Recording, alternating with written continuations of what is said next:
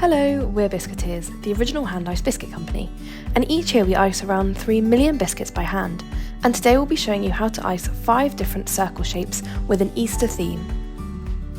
Of course, everyone has the classic circular cookie cutter in their kitchen drawers, but are you ever stuck for inspiration on how to decorate the biscuit? Well, here are 5 Easter-inspired ideas for you, perfect for an Easter party or to have some Easter crafts for the children. You will, of course, need a circle cookie cutter, size doesn't matter, some piping bags and some squeezy bottles. If you want to learn more about icing consistencies and why we have piping bags as well as squeezy bottles, click the link above to watch our video on that. Okay, let's hop to it with our first design, an Easter chick hatching out of the egg. Take your white line icing and draw a semicircle around the top half of the biscuit for the egg. Then join these two sides up with a zigzag line, like we do here. This is the hat for the chick. Next, draw 2 curved lines coming out under the egg. This is the chick's head. We then want to create the body by piping 2 curved lines joining the other lines from the edge of the biscuit. If you feel worried about creating this shape, you can always practice on a piece of baking parchment beforehand. Once your line icing has dried, this should take roughly 5 minutes, we can go in with the flooding of the design. Flood icing is a thinner consistency to line icing, so we use it to create backgrounds for pieces. The lines that you piped earlier act as walls, so that the flood icing doesn't flow into a section that it's not meant to. We take our pastel yellow flood icing and fill the chick shape in with this. We then take our white flood icing and fill the egg section in. Now, dry this in an oven at around 50 degrees Celsius for 30 minutes.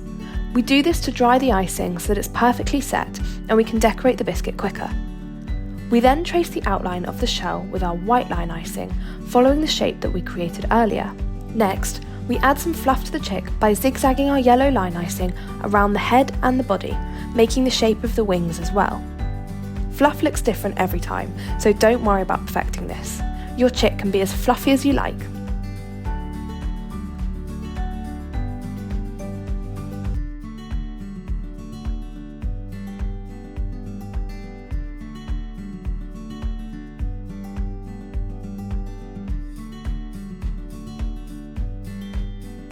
We then need to add some character to our chick.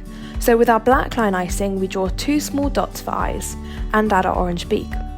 To do this, just simply draw a little triangle, and there we have it. Your chick has hatched, cracking onto our second shape, our Easter egg. We begin by taking our white line icing and drawing an egg shape across the circle. If you want to practice this on a piece of parchment beforehand, please do. We then need to flood the egg shape with our flood icing. We went for orange and pink, but you could opt for any colours that you like.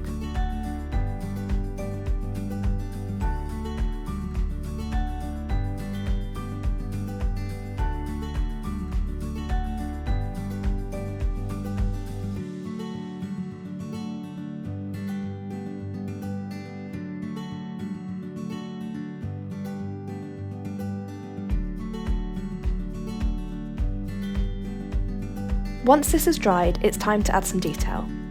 We take our green line icing and add some grass around the egg so that it appears to be hiding in an Easter egg hunt.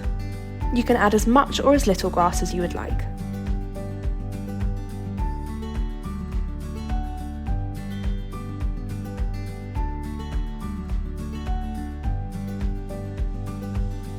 We then take our white line icing and trace along the line where the 2 colours of flood icing met. We repeat this step again and also add a wiggly line at the top for our egg's decoration. You can add any decoration that you would like in whatever colour, but this was just our example.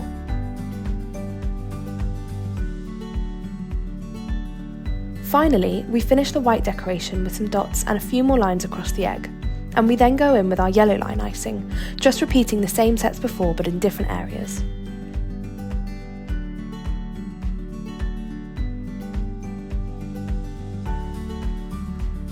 And there we have it, your egg is ready for eating. And onto our lamb. You won't believe how easy this is, yet effective. We begin by taking our white line icing and drawing a scallop shape around the edge of the circle. This will be our lamb's wool. Remember, if this feels intimidating, you can always practice beforehand. Just take it super slowly, it's absolutely not a race.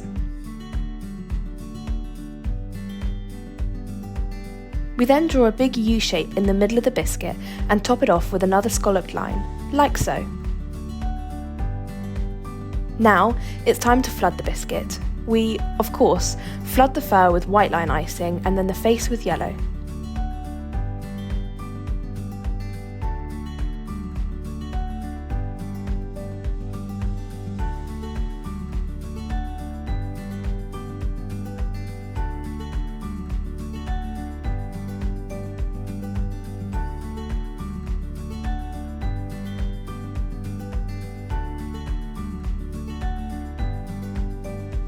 Once this is dried, we can add some decorations and really make our lamb come to life. We take our yellow line icing and trace around the edge of the face, adding some features such as a nose and ears.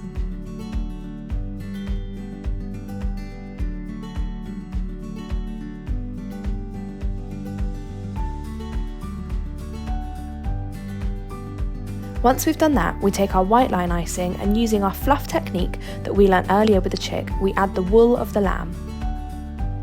Make your lamb as woolly as you like. We then go back in with our yellow line icing and add some eyebrows so that the eyes of our lamb sit a bit better and look a bit more lifelike. Then with our brown line icing, we add 2 dots for eyes. And there we go. That wasn't quite so bad, was it? On to the penultimate circle design, our bunny's bum. First of all, we take our orange line icing and pipe our bunny's feet, like so.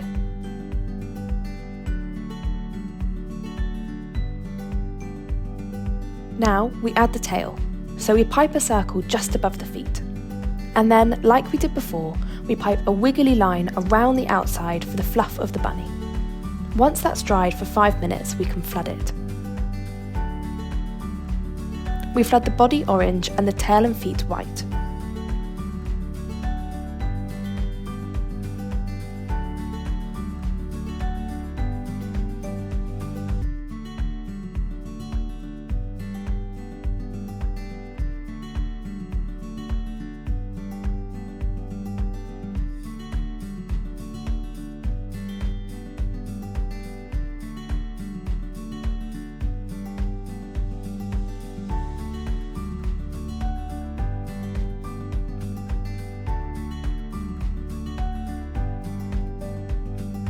Once this has been dried in the oven, we can hop to it with the decorations. We start by adding some fluff to our bunny's tail and zigzagging the piping bag around the tail to create the effect. We then outline the 2 feet by just going over the shape that we created earlier and adding in some little toes.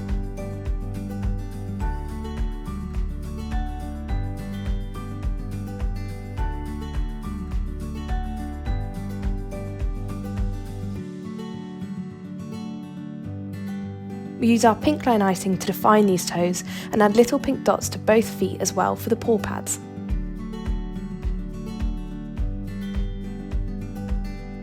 And there we go, your bunny's bum is ready. Lastly is our Easter basket, the perfect accessory for an Easter egg hunt. We start by outlining the entire biscuit with white line icing and then adding a curved line going across the middle of the biscuit. This is what separates our top and bottom of the basket. We then flood our biscuit using the yellow icing for the basket and the white icing for the background. Don't forget that this needs to dry in an oven for around 30 minutes at 50 degrees Celsius.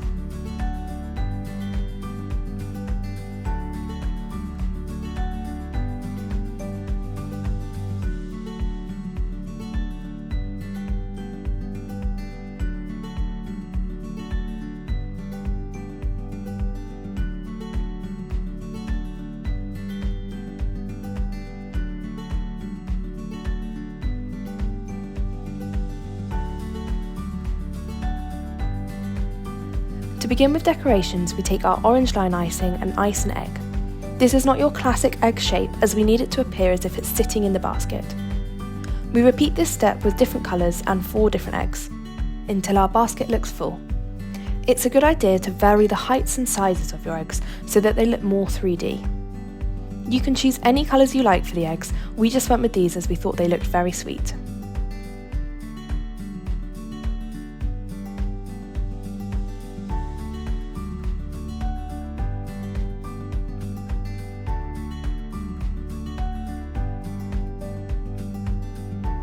Once you've piped your eggs, you'll want to add the basket handle. We do this by slowly and closely zigzagging our piping bag so that it creates this weaved effect. Don't worry, we haven't just missed out a section.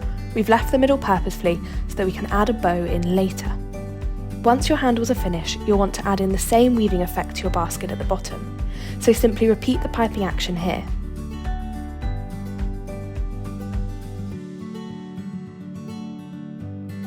Now it's time for the bow. Make 2 triangles facing outwards so that the tips are touching. You'll then want to fill these in and add the ribbon hanging down.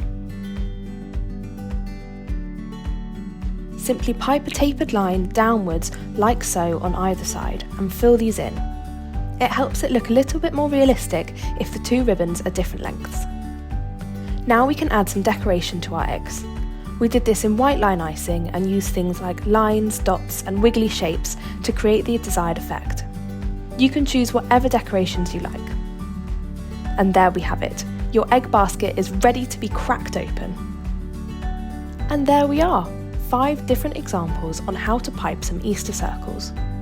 We hope you can make some of these for an Easter party or use it to help with children's crafting in the Easter holidays. If you enjoyed this video, please don't forget to like and subscribe for more baking tips and tricks. We hope you have a happy Easter and enjoy making these. If you do create any of these designs, we'd absolutely love to see. Simply tag us using the handle @Biscuiteers Ltd. See you next time!